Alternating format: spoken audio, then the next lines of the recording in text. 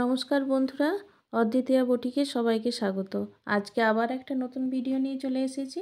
তো আজ এটা আমি 2 মিটার কাপড়ে পাটিয়ালা প্যান্ট কাটিং করে দেখাবো।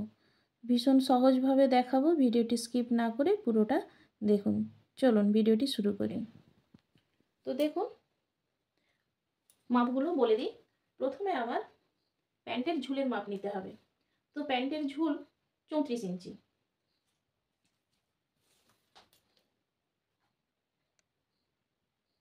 আর হিপের মাপ হলো 36 ইঞ্চি। তো একটা প্যান্ট কাটিংয়ের জন্য সাধারণত এই দুটো মাপই লাগে। তো দেখুন আমি কিভাবে কাটিংটা করি। তো প্রথমে ঝুলের মাপটা নিয়ে নিতে হবে।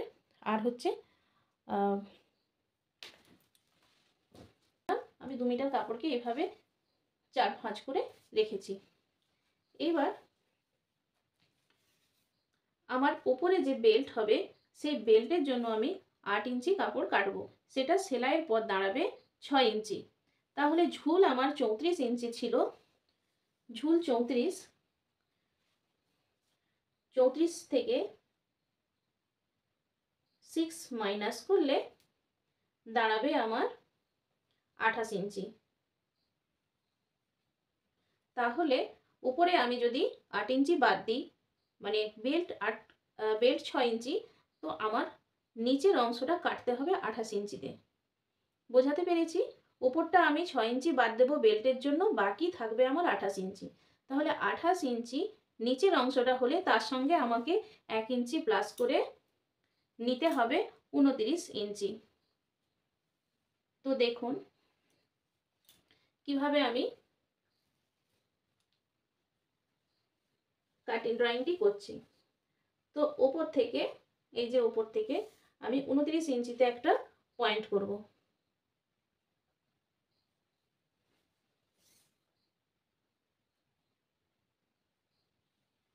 29 ইঞ্চিতে আমি প্রথমে পয়েন্ট করলাম। এরপর আমি এই যে অংশটা 29 নিয়েছি,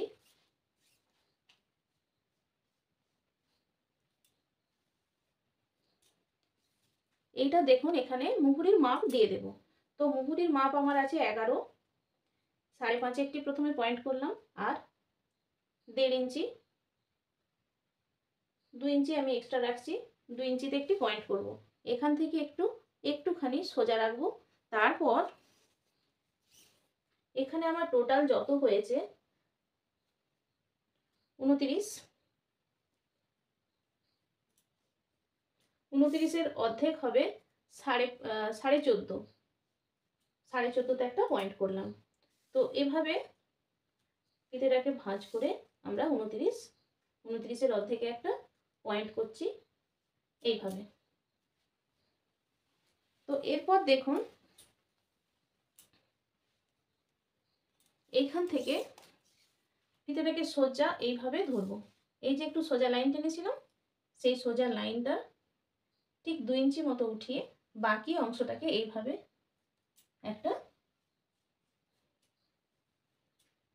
একটা শেপ দেব।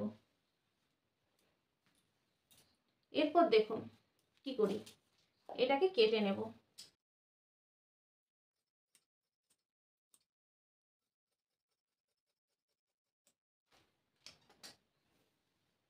এই যে আমার কাপড়টা বেরোলো, আর এইখানের যে কাটা অংশটা বেরোলো, এই যে আমরা মিডিল করেছিলাম, এটাকে এবার এদিকে ঘুরিয়ে দেব।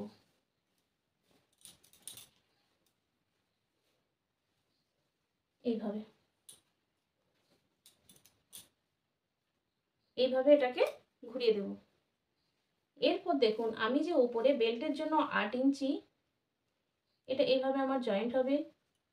উপরে আমি 8 ইঞ্চি যে বেল্ট রাখবো, আমার এইখানে সিট যেটা নিতে হবে, উপরে 8 ইঞ্চি বেল্টের কাপড় কাটবো, কিন্তু সেলাইয়ের জন্য আমরা পাচ্ছি 6 ইঞ্চি। সেলাইয়ের পর 6 দাঁড়াবে। আমার হিপ আছে কত? হিপ হচ্ছে 36 ইঞ্চি। তাহলে সিটের মাপ নিতে হবে 36কে 4 ভাগ করে, তার সঙ্গে 2 ইঞ্চি। তাহলে মোট আমার লাগবে, উপরে যদি আমার 6 থাকে, তো 36-এর 4 ভাগের 1 ভাগ 9, আর তার সঙ্গে 2 যোগ করলে আমার হবে 11। তাহলে ওপর থেকে আমরা যদি 6 পাই, নিচে আমাকে নিতে হবে 5। আর সেলাইয়ের জন্য আরও আমি 1 ইঞ্চি নেব, তাহলে মোট আমাকে 6 নিতে হবে। তো এইখান থেকে আমি যেখানে আমার 6 হচ্ছে আমি সেই অবধি নিয়ে নেব।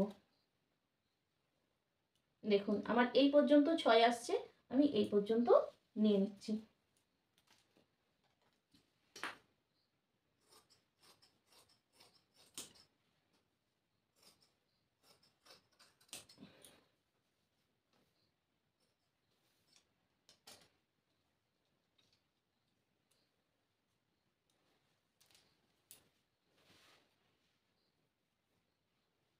এইভাবে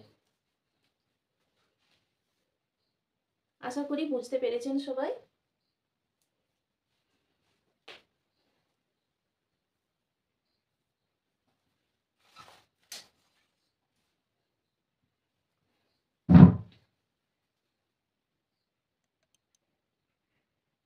দেখুন এইভাবে আমি পুরোটা নিয়ে নিয়েছি। আশা করি সবাইকে বোঝাতে পেরেছি। এরপর এই যে বড় অংশটা দেখছেন, এটা কুচি দিয়ে পায়ের অংশটা তৈরি করা হবে। আর ওপরে আমি কোমরের সাথে বেল্ট যোগ করব। তো চলুন বেল্টের কাপড়টা কেটে নিই। তো দেখুন এই যে বেঁচে যাওয়া কাপড়টা, এই বেঁচে গেছিলো যে কাপড়টা, এই কাপড়টা থেকে আমি বেল্টের জন্য কাপড় কেটে নেব। তো বেল্ট আমার হিপের মাপ অনুসারে আমি বেল্ট নেব। হিপ ছিল 36 ইঞ্চি, তাহলে হিপের 4 ভাগের 1 ভাগ প্লাস 2, তাহলে 9 প্লাস হিপের 4 ভাগের 1 ভাগ 9 হচ্ছে প্লাস 2, মানে আমি 4 ভাঁজে 11 ইঞ্চ অর্থাৎ 44 ইঞ্চি চওড়া কোমরের কাপড়টি বা বেল্টটি কেটে নেব।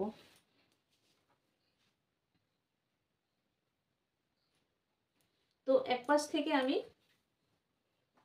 এইভাবে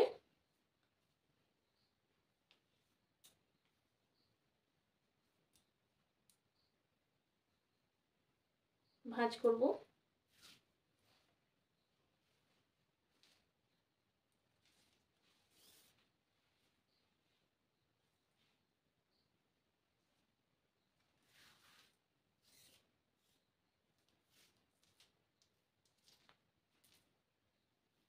হিপ ছিল 36, 36-এর 4 ভাগের 1 ভাগ হচ্ছে 9, তার সঙ্গে 2 ইঞ্চি প্লাস করে আমার দেখুন আমি 11তে ভাঁজ করেছি।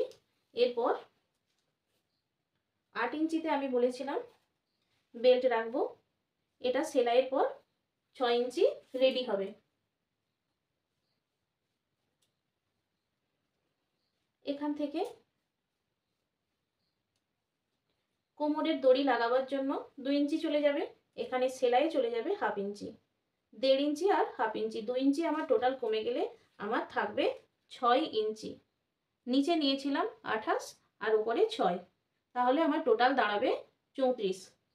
আশা করি বোঝাতে পেরেছি। এরপর এটা কেটে নেব।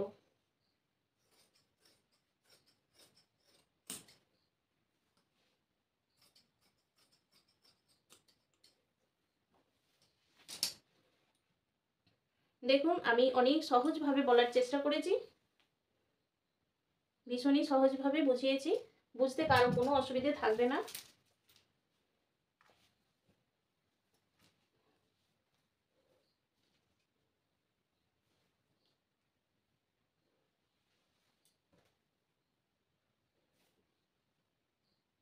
দেখুন হয়ে গেল।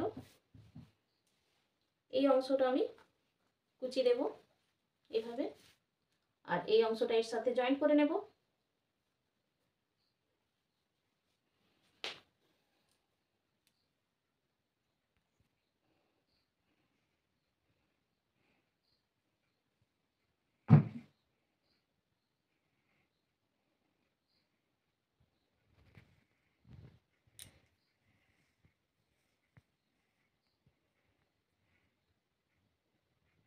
দেখুন অত্যন্ত সহজভাবে আমি পাটিয়ালা প্যান্টের কাটিংটি দেখিয়ে দিয়েছি। আশা করছি আপনাদের আর কোনো অসুবিধা থাকবে না, আর খুব ভালোভাবে আপনারা বুঝতে পেরেছেন। তো ভিডিওটি ভালো লাগলে একটি লাইক দেবেন, কমেন্ট করবেন, আর আমার চ্যানেলটি সাবস্ক্রাইব করে পাশে থাকা বেল আইকনটি প্রেস করবেন, আর সব সময় আমার পাশে থাকবেন।